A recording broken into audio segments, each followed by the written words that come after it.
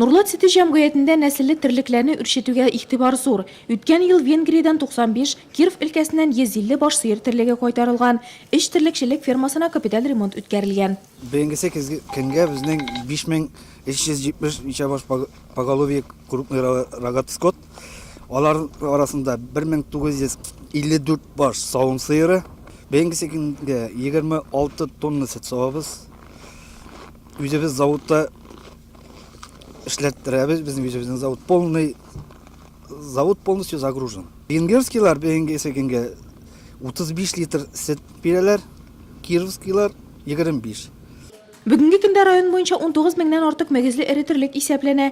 Үткән ел белән чагыштырганда 286 башка арткан. Бүгенге көндә районыбыз хуҗалыкларында бик актив рәвештә эшләтү сезоны бара, эшләтү вакыты бара. Үткән ел белән чагыштырганда сөт продукциясе 104%-ка үтәп барабыз. Бүгенге көндә 104 тоннадан артыграк сөтне сату бара хуҗалыклардан. Хуҗалыкларны яшь кадрлар белән тулыландыру бүгенге көндә төп мәсьәләләрнең берсе булып тора. Район башлыгы Алмаз Әхмәтшин безнең җирлек өчен белгечләрне Нурлат агротехникумында әзерләү, аннан соң аграр һәм ветеринария университетларда белем алуга күздә тотарга кирәклеген ассызыклады.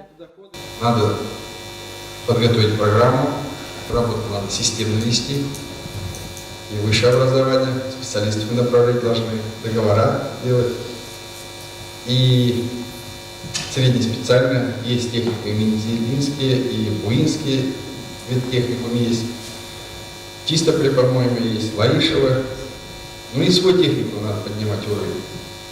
Киңәшмәдә терлекләрдә була торган йогышлы авыруларга каршы профилактик чаралар үткәрү, терлекләрне тазартуга кую һәм аннан соң итне сату турында сүз барды. Ит направлениесе буенча бер хуҗалыгыбыз эшләп килә. Бүгенге көндә 300 баш казахский белоголовый породасы кайтты. Агропродукт хуҗалыгында бүгенге көндә каплату чоры бара.